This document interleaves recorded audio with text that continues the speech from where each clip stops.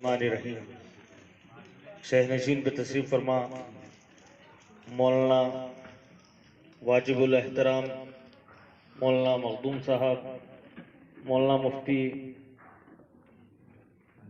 انور الجنیدی صاحب، دیگر علماء کرام اور ہمارے ساتھ میں آئے ہوئے ساتھی عالی جناب یونس خان صاحب،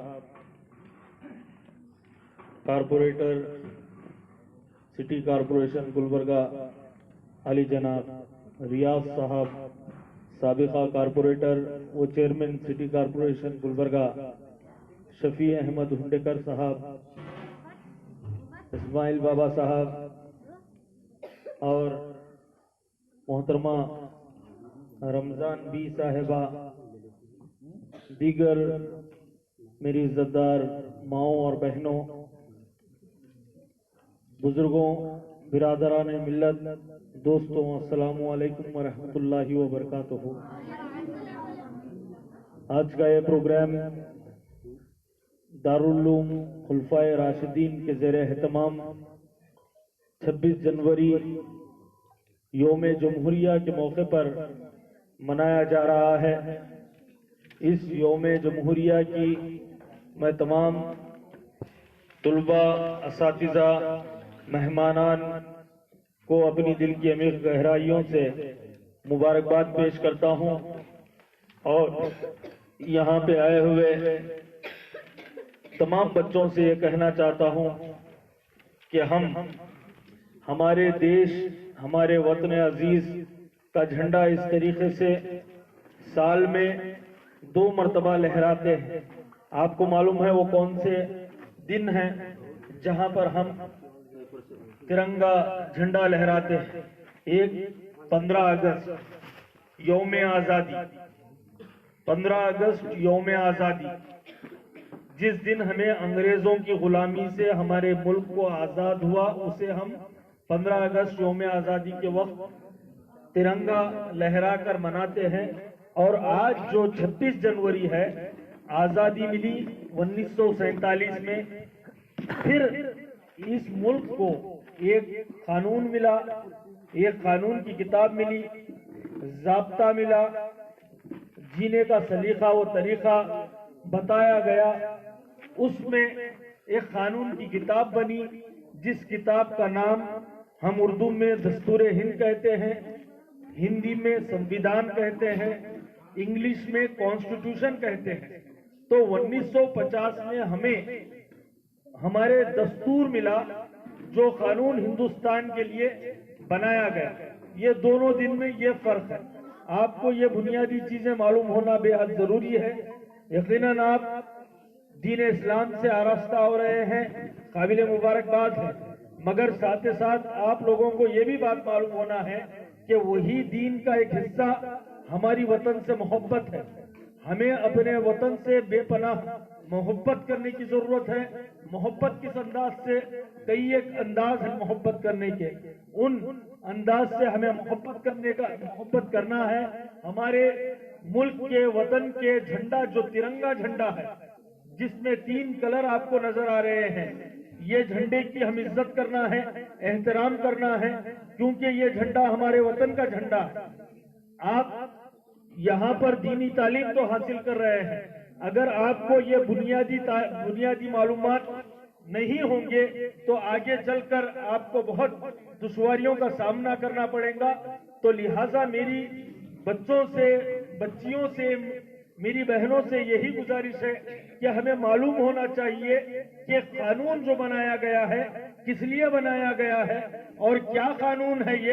یہ قانون کی کتاب جو بنی ہے ہندوستان میں، اگر یہ قانون کی کتاب محفوظ ہے تو پھر دیگر کتابیں محفوظ ہیں۔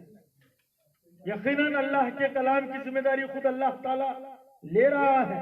میں دنیائی اعتبار سے آپ لوگوں سے بات کر رہا ہوں، میں دنیا میں بتانا چاہ رہا ہوں کہ آج جو دن منایا جا رہا ہے، وہ جو قانون کی کتاب اگر محفوظ ہے تو پھر ہندوستان کی تمام کتابیں محفوظ ہیں۔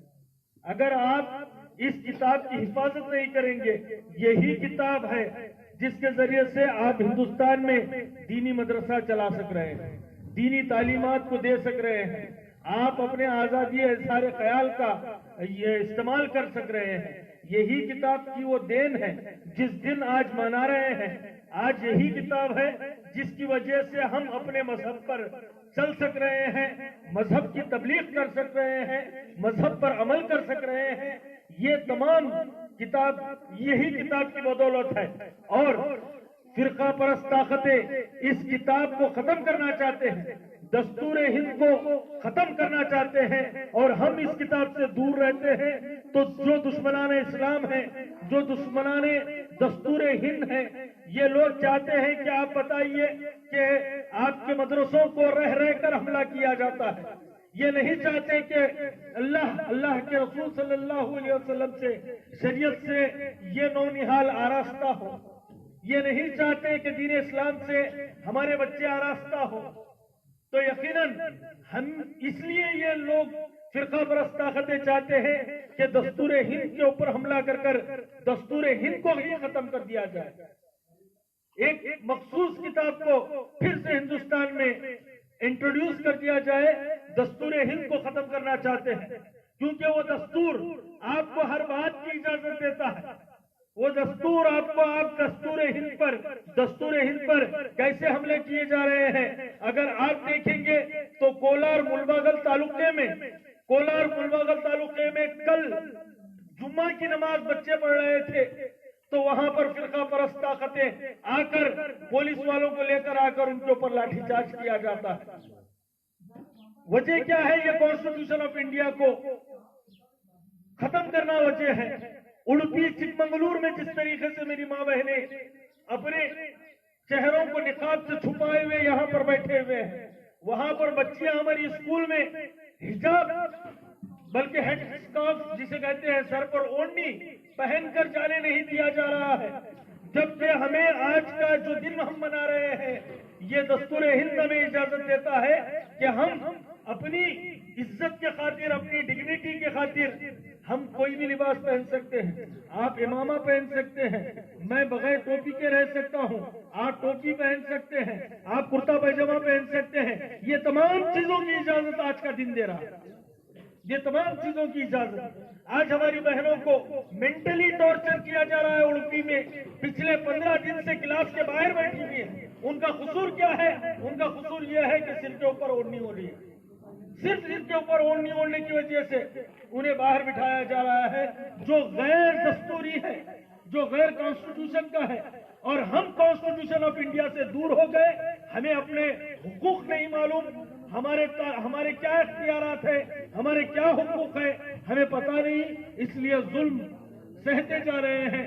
اگر ہم اس دستور ہند سے آراستہ ہو جائیں گے، اس دستور سے ہم واقف ہو جائیں گے، تو ہماری بنیادی چیزوں سے معلومات اگر ہو جائیں گے تو پھر کوئی بھی ہمارے اختیارات کو نہیں چھین سکتا۔